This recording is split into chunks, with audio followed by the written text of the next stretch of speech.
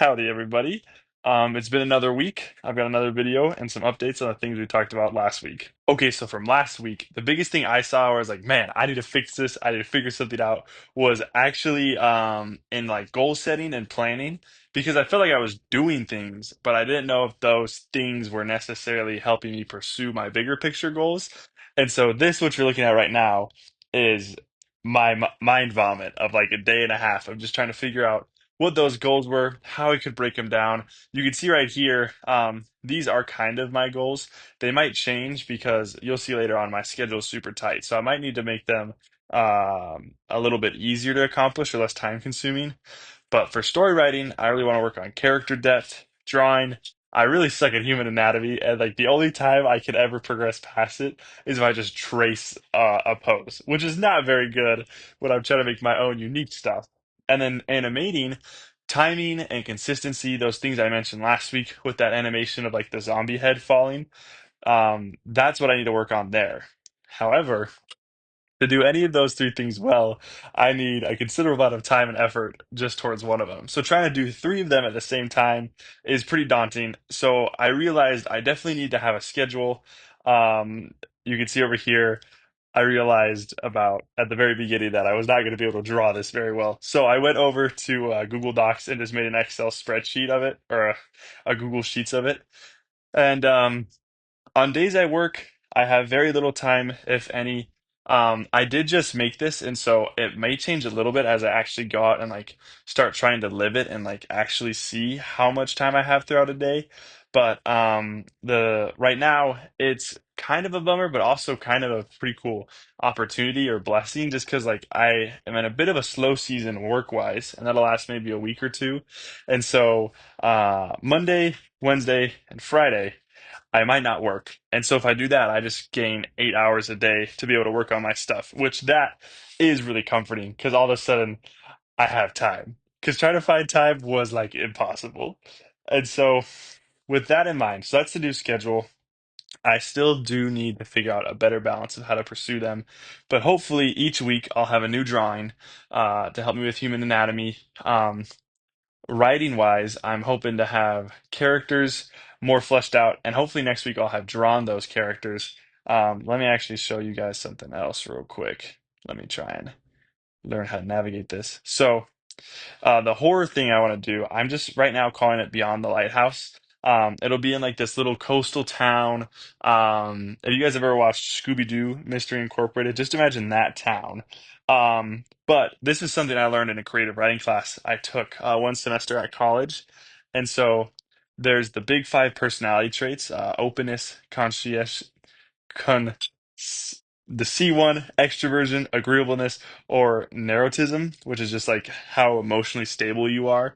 And so you basically just get a six-sided dice, 12-sided dice, whatever you want, and you roll it, and whatever you get, that is the score, you could call it, they receive for that trait. For instance, the main character, I want to be this like 12-year-old kid. I really like Hunter x Hunter, so I think having a main character similar to Gon, where it's like they starts out super innocent, but then ends up becoming like twisted and darker like as the series goes on. That was really interesting to me.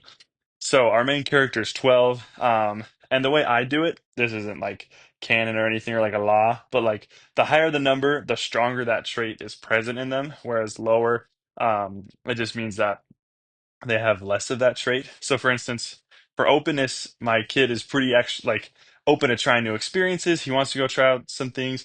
He'll have a little bit of structure in his life, but not much. The C one, it basically means he's super messy and like doesn't notice it. So, like for a 12-year-old, that's kind of unfortunate because I feel like that just means like he'd pick his nose or like pick his scabs, which will be kind of weird to animate and figure out, but it also makes him feel really real, which I like. And so I did that for three characters I know I want to use.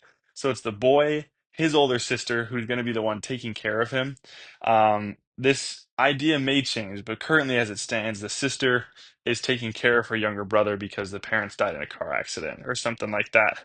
And then there's the lighthouse keeper, who's just basically a cranky old guy that the boy becomes friends with. And so that's like character wise what I have this week. Hopefully next week I'll have a little bit more backstory fleshed out, a little bit more of who they are in terms of how these traits are expressed in them. what their motivations are, like their fears, their concerns, just so they feel more like real people. And hopefully, I can draw the boy. That would be really cool.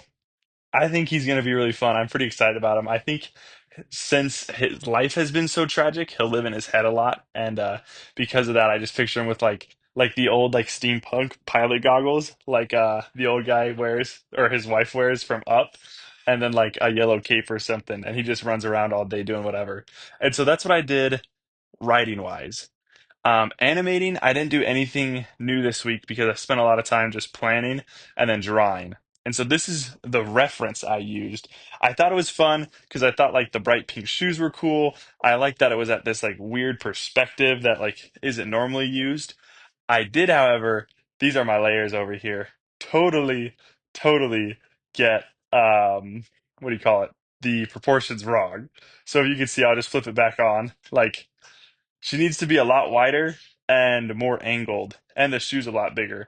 Um, I think the main reason it is so off is because I made the reference photo really small so I could try and like so I could see what I was drawing while using it. And so I think because it was so small, I kind of got confused about the angle, but overall it's pretty good. Um, you may notice she doesn't have arms. And I told my wife that it wasn't because I was ran out of time. It was a little act of inclusion. But the reality is, I didn't have time. I didn't want to worry about it. So she's got no arms, but is still leaning on the guardrail. And so the jeans are probably my favorite part. The shoes were pretty fun. I liked like adding little like scuffs on the laces to try and make them. Oh, dang, nabbit. Oh, are we back? Okay, let me just kind of start. Oh, why does it do that? Okay. I'm having a little trouble with the audio, but hopefully we're back now. So the laces were fun because it was fun just adding these little tufts, and to me they felt more real. And they do feel a little bit too cartoony to me too. Same with the pants, but like I felt like I was kind of on the right track. But the pants are definitely my favorite part. They felt the most real. Jeans are really hard to draw. I didn't realize that until like 2 weeks ago. So I felt like this was a pretty good improvement. And so based off of this, I think the biggest thing I need to do is really work on like when I'm first posing the body, like take time, make sure I can see the reference really well, and just confirm that things are looking good. And honestly, just do what I did where like I blew it up and then just like flip back and forth. Like that's a super easy way to tell what's going on. But past that, that's week 3, guys. Finding time is horrible. That's probably going to be the hardest thing of this entire process and this entire Dang, the audio was wagging out again. But finding time is probably going to be the hardest thing out of all of this. And so this week was nice to like realize that and think about it. But hopefully, moving forward with a schedule and kind of being aware of it, I can start to find places to like, oh, I can save a little bit of time here. Maybe I can write or draw or animate. But that's what I got, guys. I appreciate it. I hope you have a baller week. But that's Bino out.